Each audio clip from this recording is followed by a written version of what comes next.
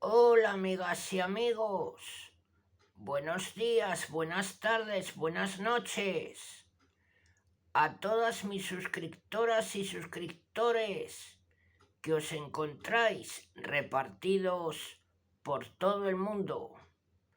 Desde aquí, desde mi ciudad Zaragoza, aquí en España, os mando un saludo y un fuerte abrazo. Nuevamente os doy la bienvenida a mi canal La Comarca, vuestro canal multicultural. En esta nueva ocasión, amigas y amigos, continuamos con el contenido dedicado a la Biblia, el libro de nuestro Padre Dios. Y ahora os traigo el siguiente vídeo que lleva por título Las instituciones religiosas. Bueno, amigas y amigos, comenzamos.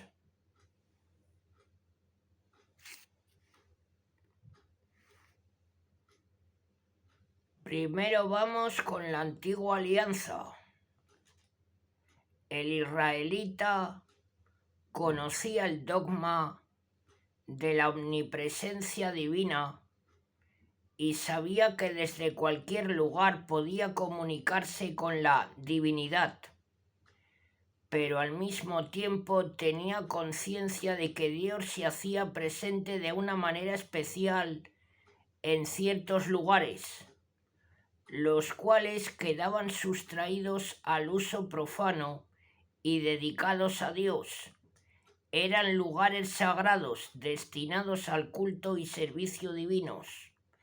En el punto de partida de estos lugares sagrados estaba casi siempre alguna manifestación extraordinaria de la divinidad, teofanías o algún fenómeno especial que el pueblo interpretaba como efecto del poder y presencia de Dios. Y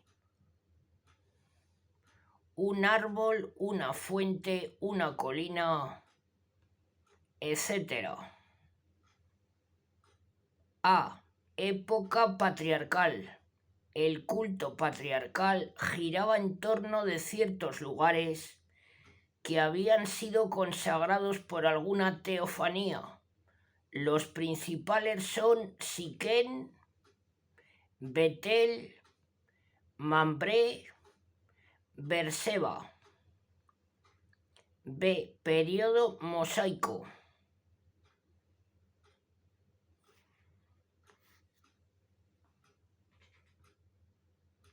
Período mosaico.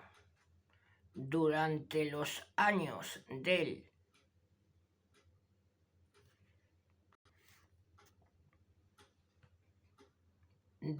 desierto, Dios, que a partir de este momento recibe el nombre de Yahvé, se hizo presente en el arca, que se guardaba dentro de la tienda de la reunión o del encuentro.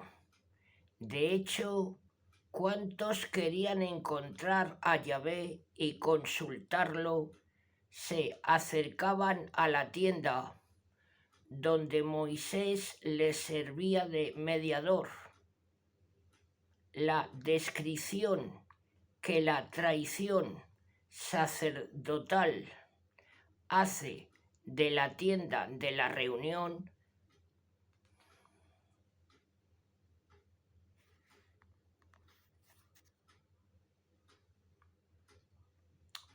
retrotrae al desierto muchas nociones y conceptos posteriores. Es decir, el autor ha idealizado la tienda con elementos tomados del templo de Salomón, pero de la existencia de la tienda no cabe dudar.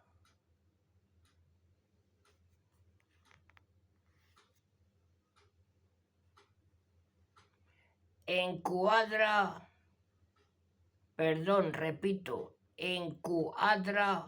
perfectamente en la tradición de distintos pueblos semitas, donde figura el mismo santuario ambulante.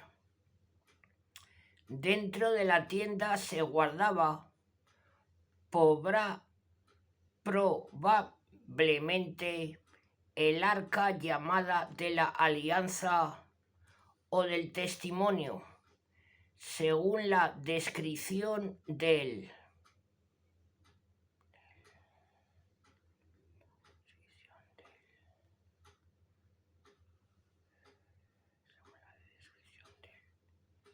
El arca era una caja de madera de acacia, recubierta de oro y provista de unas anillas, por las que se pasaban unas barras que servían para transportarla.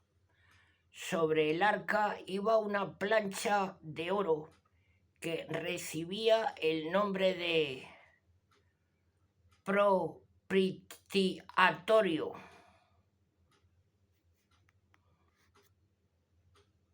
Perdón, corrijo y repito, recibía el nombre de propiciatorio. Todo el conjunto estaba protegido por las alas interiores de 2 querubines. El arca tenía una doble significación religiosa. Era la señal sensible de la presencia divina. De ahí que se llamara con toda justicia trono o escabel de Dios. El arca era además depositaria de las tablas de la ley. De ahí su nombre, de arca de la alianza o del testimonio. Este aspecto del arca encuadra perfectamente en los usos de los pueblos vecinos, donde las cláusulas de los pactos o alianzas se depositaban en el templo a los pies de la divinidad. Frente a la tienda de la reunión, que dejó de existir una vez que los israelitas entraron en Canaán, el arca siguió jugando un papel importante en la vida de Israel.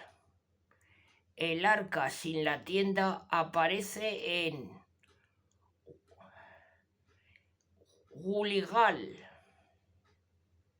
Luego residió en Silo. De aquí salió a la batalla de Afet, donde fue capturada por los filisteos. Después de las incidencias de Azoto, Gat y Acarón, fue devuelta a los israelitas, que la depositaron en Kiriat Jearim. De ahí fue trasladada por David a Jerusalén e instalada finalmente por Salomón en el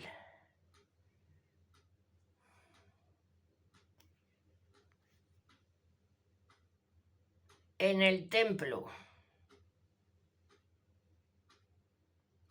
El arca pereció seguramente con el templo en el año 587, según la tradición apócrifa.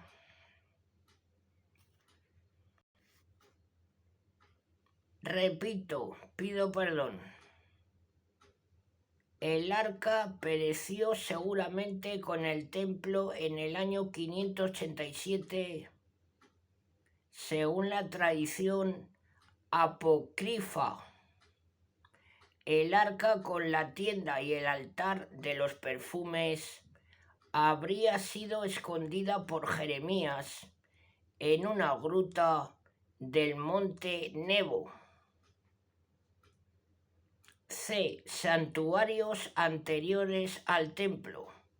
Cuando las tribus de Israel se instalaron en Canaán, no se tuvieron en cuenta los lugares sagrados de la época patriarcal, sino que aparecieron otros nuevos. Los principales son Gileal,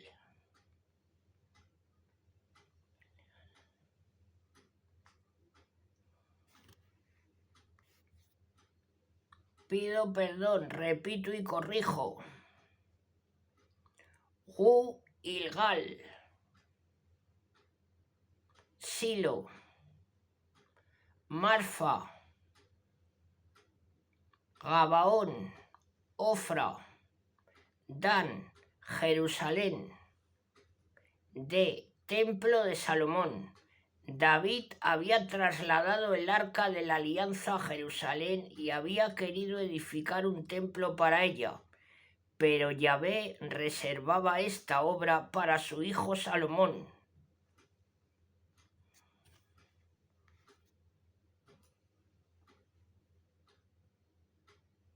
La madera para el templo vino de los bosques del Líbano. Probablemente los muros del templo eran en su mayor parte de ladrillo, ensambiado y recubierto con madera.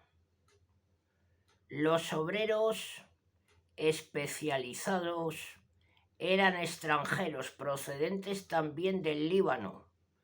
Las obras del templo empezaron el año 4 del reinado de Salomón y terminaron el año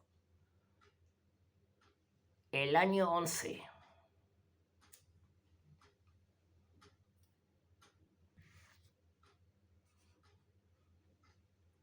Edificio.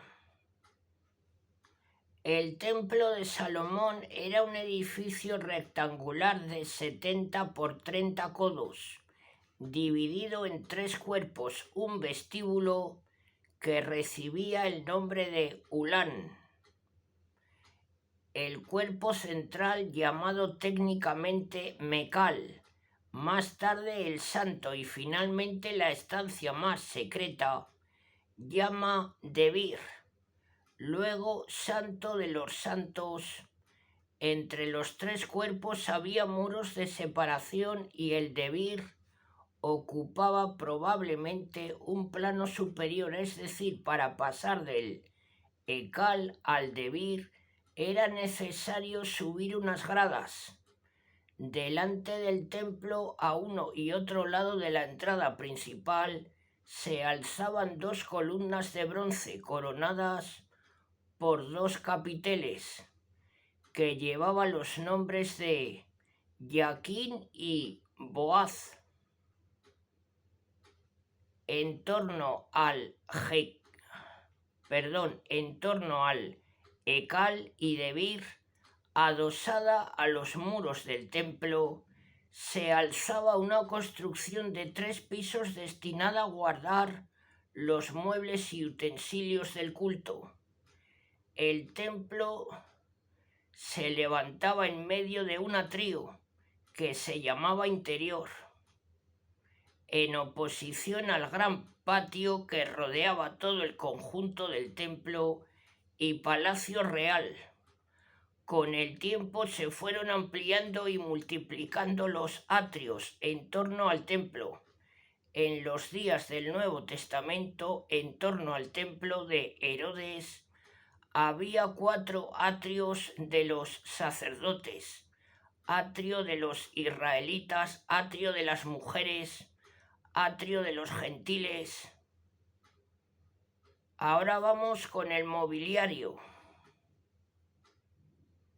En el Debir estaba depositada el arca de la alianza. 2 querubines de madera cubierta de oro la hacían sombra con sus alas interiores. El conjunto arca querubines era la señal sensible de la presencia de Dios. En el Ekal estaba el altar del incienso. la mesa de los panes de la proposición y 10 candelabros. Fuera del templo, en el atrio, estaba el altar de los holocaustos, el mar de bronce,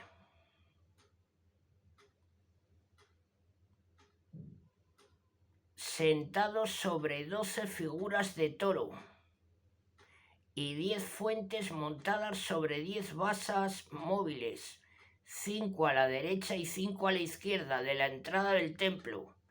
El mar de bronce, que era una especie de cuenco enorme lleno de agua, y las 10 fuentes debían servir para las purificaciones rituales. El hecho de formar parte del complejo de construcciones en torno al Palacio Real ha inducido a algunos autores a ver en el templo una especie de capilla palatina para uso privado del rey. Es cierto que el templo fue construido por Salomón con fondos de la corona en terreno adquirido por David. Una vez construido fue dedicado solemnemente también por el rey.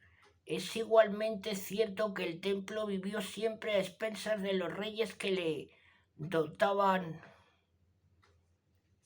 reparaban y disponían de sus fondos. Todo esto, sin embargo, no prueba el carácter privado del templo.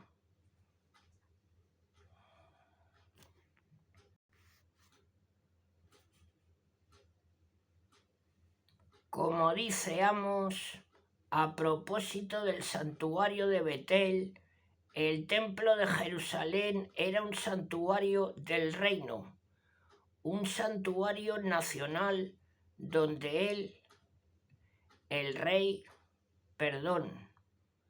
un santuario nacional donde el rey y el pueblo rendían culto a su Dios.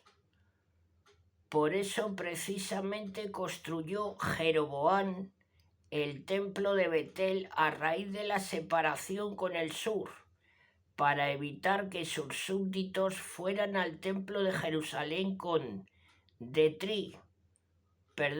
detrimento de la unidad y cohesión de su reino. Cuando David trasladó el arca a Jerusalén, no lo hizo con el fin de apropiársela para uso personal, sino para convertirla en el centro religioso de todas las tribus igualmente. Cuando concibió la idea del templo que luego realizó Salomón, su intención era tener un centro cultural para toda la nación. Saqueado varias veces y reconstruido de nuevo, el templo de Salomón fue totalmente destruido por Nabucodonosor en el año 587. Fue edificado después del destierro por Zorobabel entre los años 515 y 520, profanado por Antíoco IV Epífanes. Fue restaurado y dedicado de nuevo al culto por Judas Macabeo. Fiesta de la dedicación, el año 165. Herodes el Grande llevó a cabo la construcción de un nuevo templo, el más suntuoso de todos sin duda alguna. El templo de Herodes empezó el año 20 antes de Jesucristo. Este era el templo de los días del Nuevo Testamento. Fue destruido el año 70 de nuestra era. El templo de Jerusalén llegó a ser el único santuario donde se podía celebrar legítimamente el culto sacrificial. Este privilegio exclusivo del templo de Jerusalén llegó a tener categoría de dogma, hasta el punto que después de su destrucción en el año 70 el judaísmo no ha vuelto a ofrecer más sacrificios. La centralización del culto en el templo de Jerusalén fue una obra lenta y laboriosa que se impuso poco a poco. El último paso lo dio Josías, que autorizó solamente el templo de Jerusalén con exclusión de todos los demás. Más arriba vimos que durante la época patriarcal y lo mismo durante los primeros siglos de su vida en Canaán, Israel sacrificaba en distintos santuarios esparcidos por toda la geografía de la tierra prometida. Esta multiplicidad de santuarios estaba reconocida por la ley.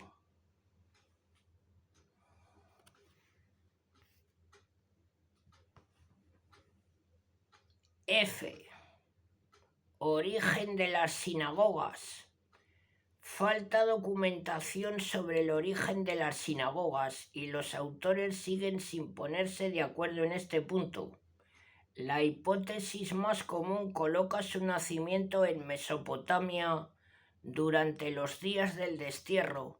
Lejos del templo de Jerusalén, los exiliados habrían recurrido a edificios especiales para hacer la oración en común y leer la ley, aunque no se puede precisar con exactitud el nacimiento de las sinagogas ni tampoco su desarrollo histórico.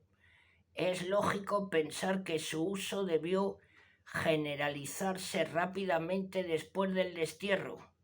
Implantada como dogma la unicidad de santuario, se hacían necesarios lugares comunes de oración, además dada la importancia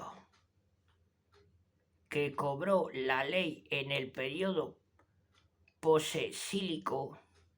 Las sinagogas servían asimismo como centros de lectura e instrucción religiosa.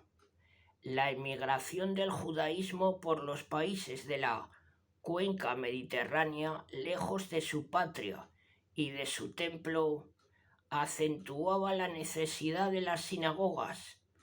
En los días del Nuevo Testamento su uso era corriente y normal. Bueno, ahora vamos con el punto 2. Sacerdocio. A. Evolución histórica. Israel vivió durante muchos siglos sin sacerdocio organizado. Todos podían ofrecer sacrificios a Dios, si bien este privilegio se reservaba de ordinario a quienes ejercían la autoridad dentro de la familia, la tribu o la nación. Con el tiempo, la función sacerdotal fue adquiriendo cierta estabilidad y continuidad dentro de una misma familia y llegó a ser una especie de patrimonio hereditario. Esta estabilidad estaba exigida por el ejercicio sacerdotal mismo, que incluía, además del oficio de sacrificar, ciertas técnicas para conocer la voluntad de Dios y poder responder a las 1000 cuestiones que se le presentaban a diario. El cuidado y custodia de los santuarios a los cuales estaba adscrito el sacerdote exigía esta misma continuidad y permanencia. La Biblia nos habla de algunas de estas familias sacerdotales. La familia del levita del santuario de Dan, la familia de Eli en Silo, la familia de Abinadab en Kiriat Jearim, la familia de Ahimelech en Nob. Durante el periodo de los jueces e incluso después, no todos los sacerdotes y familias sacerdotales eran de ascendencia levítica. El efraimita Mica constituye sacerdote a su hijo. Samuel, de origen efraimita, también ejerce el sacerdocio. Igualmente, Gedeón, Manoé, los mismos hijos de David e Hirá, el jairita,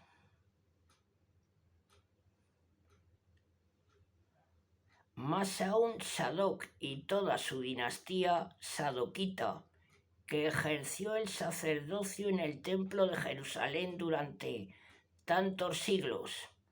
Tampoco consta que fuera levita. Con todo eran preferidos los descendientes de la antigua tribu de Levi, que terminó finalmente por tener el monopolio del sacerdocio. Ciertamente lo mismo que sucedía con las demás tribus, la de Levi debió incorporar dentro de sí elementos extraños, pero esta incorporación se hacía a un tronco ya existente.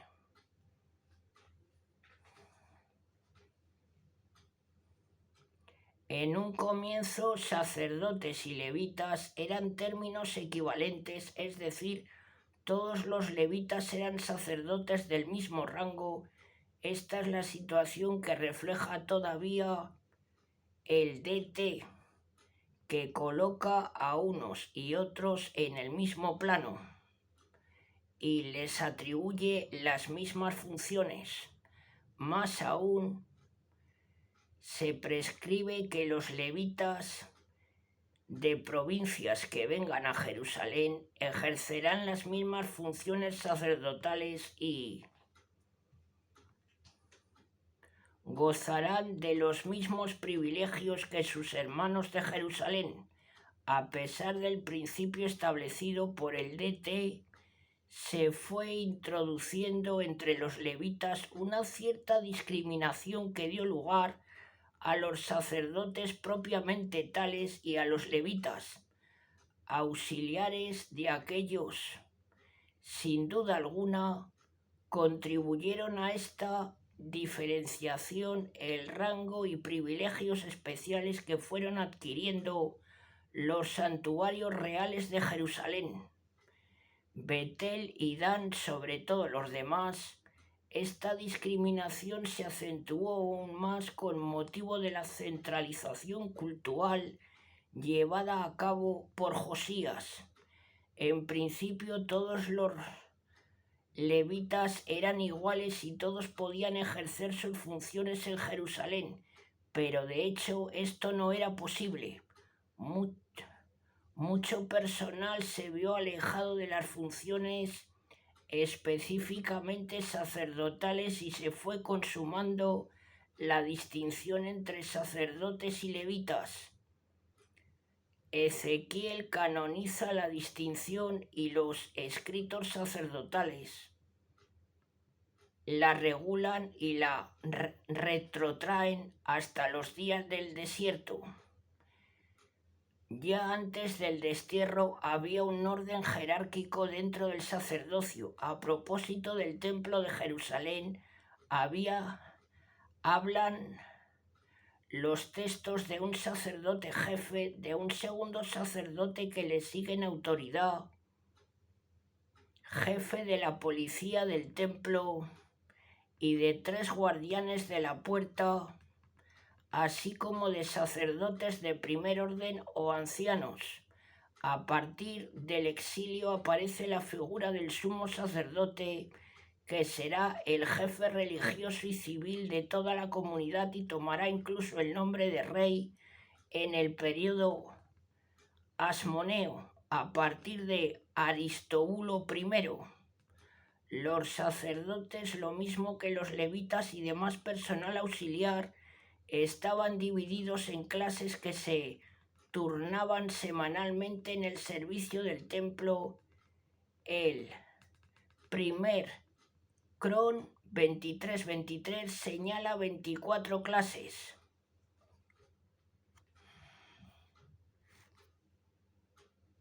Ahora vamos con la B, funciones. Las funciones del sacerdocio eran fundamentalmente 2: el culto a Dios y la enseñanza religiosa al pueblo. Los sacerdotes estaban encargados del sacrificio, juntamente con todo el conjunto de ritos y ceremonias que tenían lugar en el templo a diario y en las solemnidades a lo largo del año. En todo este servicio los sacerdotes estaban auxiliados por los levitas, el sacerdote ejercía también el oficio de doctor y de juez. Enseñaba al pueblo las prescripciones rituales y las reglas para distinguir entre puro e impuro.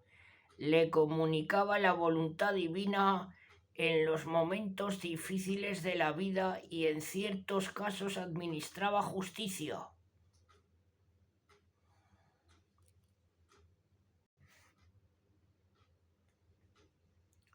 C. Consagración.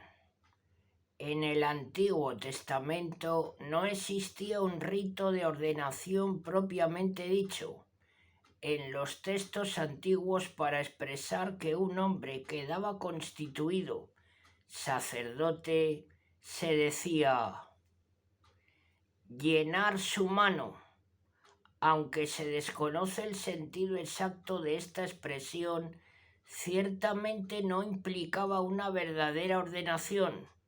Más tarde se decía santificar a uno para el culto, pero tampoco se trataba de una verdadera ordenación. No existía un rito religioso que confiriera al sacerdote una gracia y unos poderes especiales. Los sacerdotes quedaban consagrados mediante el ejercicio de su ministerio sacerdotal. Para el sumo sacerdote existía un rito de investidura que se desarrollaba en 3 actos: purificación, investidura y unción. Ahora vamos con la D, remuneración. Además de las ciudades levíticas y campos circundantes, cuyo número, antigüedad y alcance se discute vivamente, los sacerdotes tenían derecho sobre una parte de los sacrificios y sobre las primicias de los frutos del campo y esquileo de las ovejas. El sacerdote tenía igualmente parte en los fondos del templo. Ahora vamos con el tercer punto. Tiempos sagrados. A. Antiguas fiestas de Israel. Véase el catálogo de las grandes fiestas religiosas de Israel, que se repite 4 veces a lo largo del Pentateuco. El ritual israelita ordenaba 2 sacrificios diarios, uno por la mañana y otro por la tarde. En uno y otro caso la víctima era un cordero, más una ofrenda de harina amasada con aceite y una libación de vino. Sea cual fuere su origen, la fiesta del sábado se remonta a los orígenes mismos del yavismo, según lo demuestra su presencia en los códigos más antiguos del Pentateuco. El sábado cerraba el ciclo semanal, comenzaba el día sexto con la puesta del sol y terminaba el día siguiente a la misma hora. El sábado tenía una doble significación, una significación humana y social en cuanto era día de descanso, y una significación religiosa en cuanto era día consagrado a Yahvé, destinado a perpetuar el recuerdo de la alianza. En el sábado se duplicaba el sacrificio diario, se renovaban los panes de la proposición y se tenían asambleas religiosas. El sábado llevaba consigo descanso completo. Ese es precisamente el valor etimológico de sábado. Este descanso sabático se fue acentuando cada vez más hasta llegar a la casuística decadente del templo de Cristo.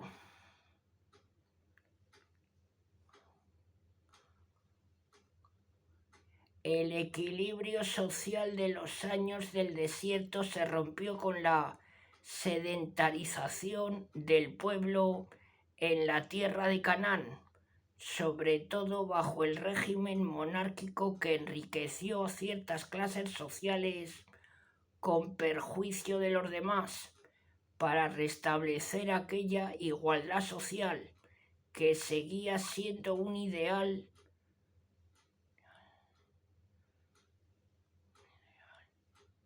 nostálgico. La legislación religiosa ensayó dos instituciones, el año sabático y el año jubilar. El año sabático, que figura ya en el Código de la Alianza, está calcado en el esquema semanal y aspira a un reajuste de la sociedad israelita cada 7 años. Se perdonan las deudas, los esclavos recuperan la libertad y la tierra misma tenía su sábado, es decir, descansaba durante un año entero. El cumplimiento del año sabático tropezaba en la práctica con dificultades insuperables y de hecho no se cumplía.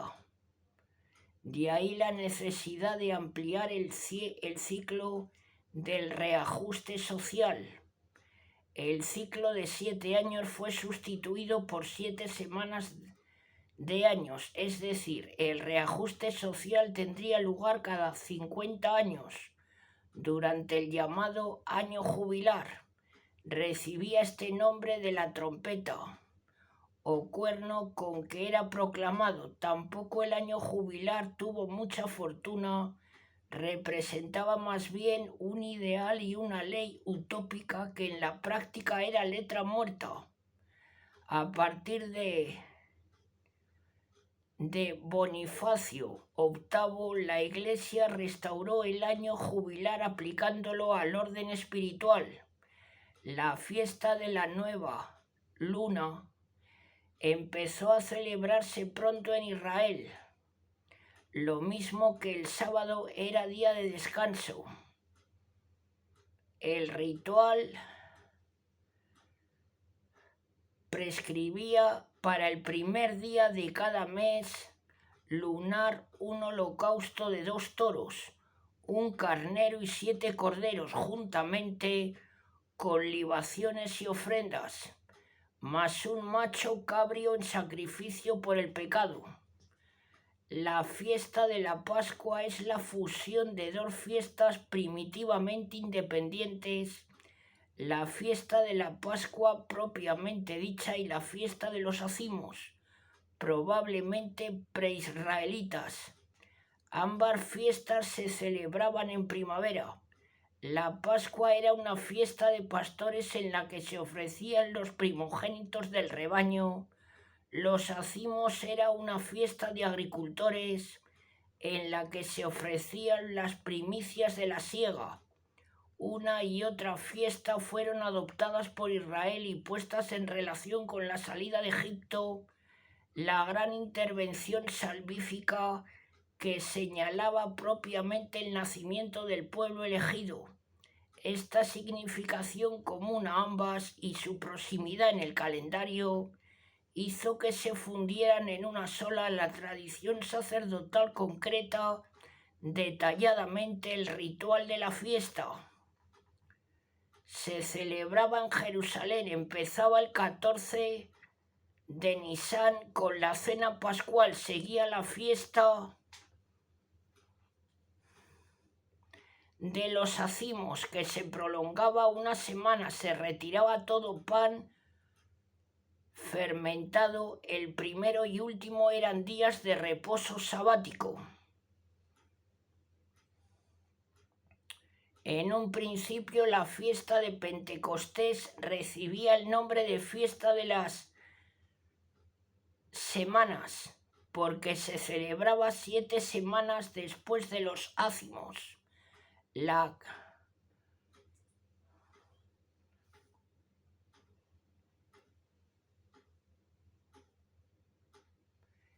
coloca 50 días después de los Acimos, de ahí su nombre de Pentecostés, no solamente por el nombre sino también por su contenido. La fiesta de las semanas estaba estrechamente relacionada con la fiesta de los ácimos. En la fiesta de los ácimos se ofrecían las primicias de la siega. Las primeras espigas. En la fiesta de las semanas se ofrecían las primicias de los frutos, los primeros panes, es decir, los ácimos señalaban el comienzo de la recolección de los cereales y las semanas el final. La fiesta de las semanas tenía por tanto un carácter agrícola propia de una población sedentaria que Israel tomó probablemente de los cananeos una vez que se instaló en la tierra prometida, lo mismo que la Pascua y los ácimos. La fiesta de las semanas fue también puesta en relación con la historia salvífica y sirvió para conmemorar la promulgación de la ley, que había tenido lugar a los 50 años de la salida de Egipto aproximadamente. Originariamente la fiesta de los tabernáculos se llamaba fiesta de la recolección. De hecho, antiguamente era una fiesta de carácter agrícola destinada a celebrar el final de la recolección, incluida la vendimia.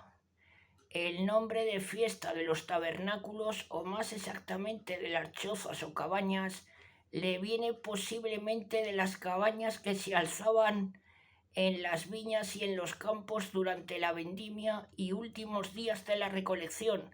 Parte de la fiesta se celebraba probablemente en los mismos campos.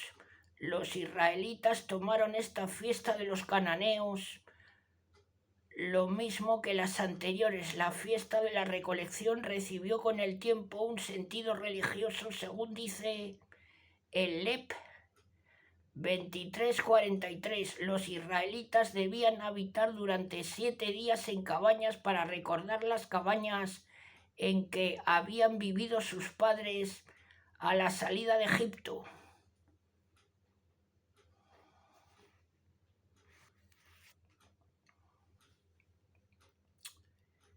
B. Fiestas recientes. Después del exilio, el calendario litúrgico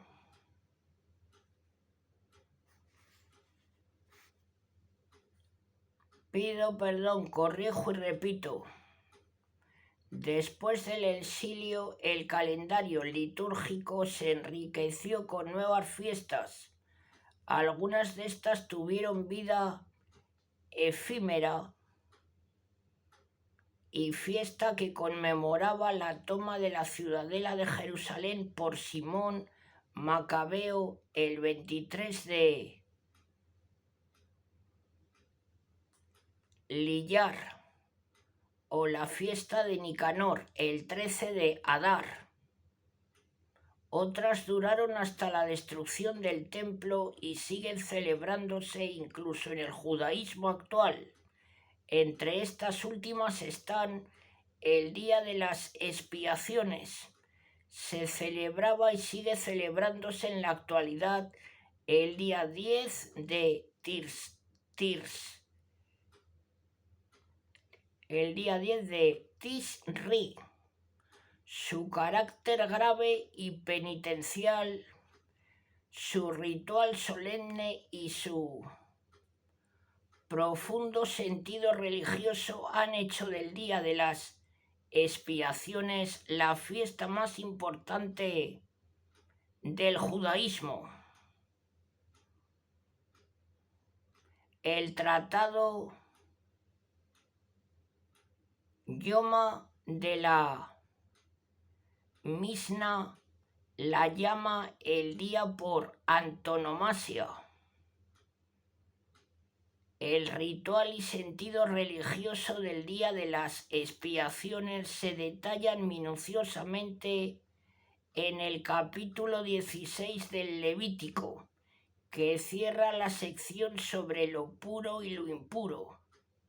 De hecho, el Día de las Expiaciones consistía fundamentalmente en una magna purificación de todo el pueblo, incluidos los sacerdotes y del templo, que tenía la finalidad de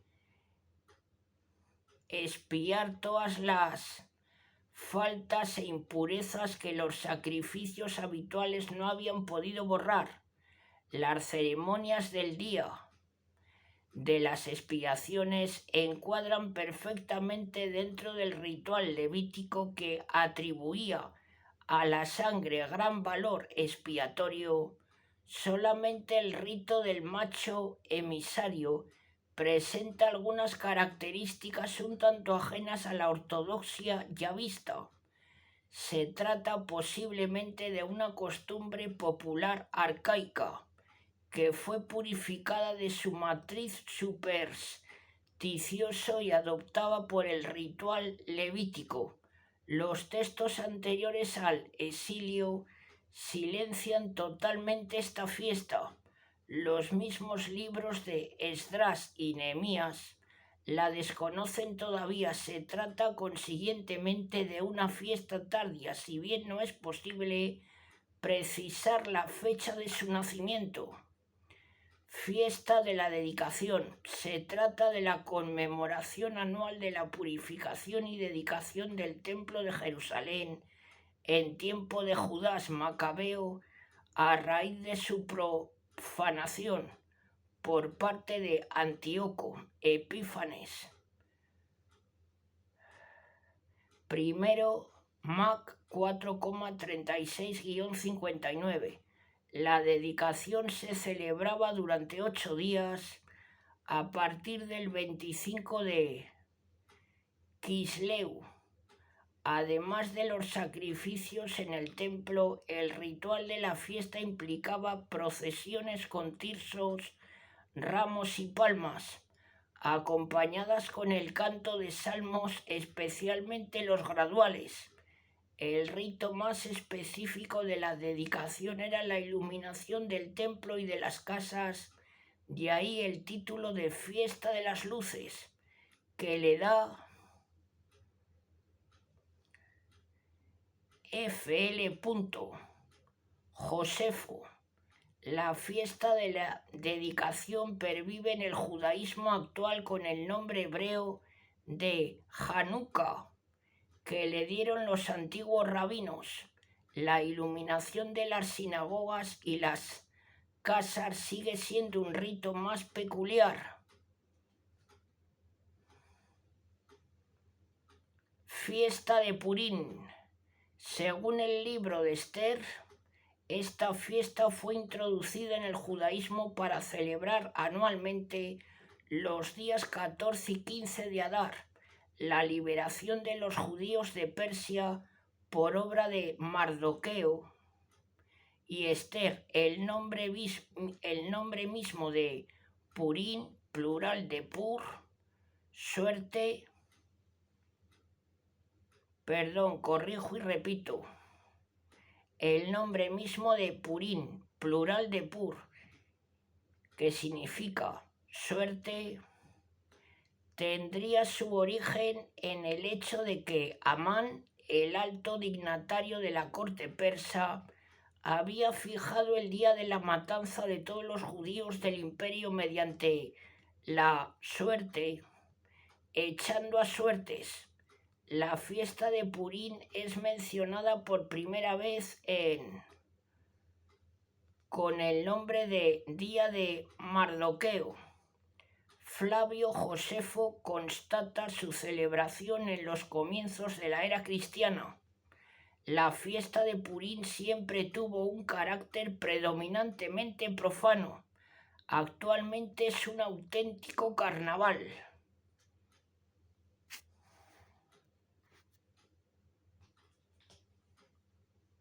El mismo libro de Esther que se lee durante la fiesta acusa esta profanidad, especialmente en la recensión hebrea, en la que nunca sale el nombre divino. Todo esto inclina a pensar que no se trata de una fiesta especialmente judía, nacida de la vena yavista, sino de una importación extranjera.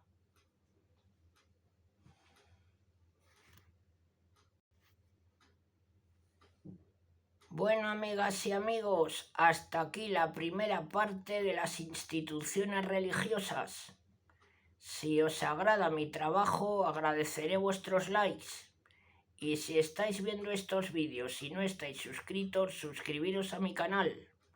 En la parte de abajo tenéis los comentarios. Siempre es agradable recibir comentarios positivos. Os mando un saludo a todas y a todos. Hasta muy pronto.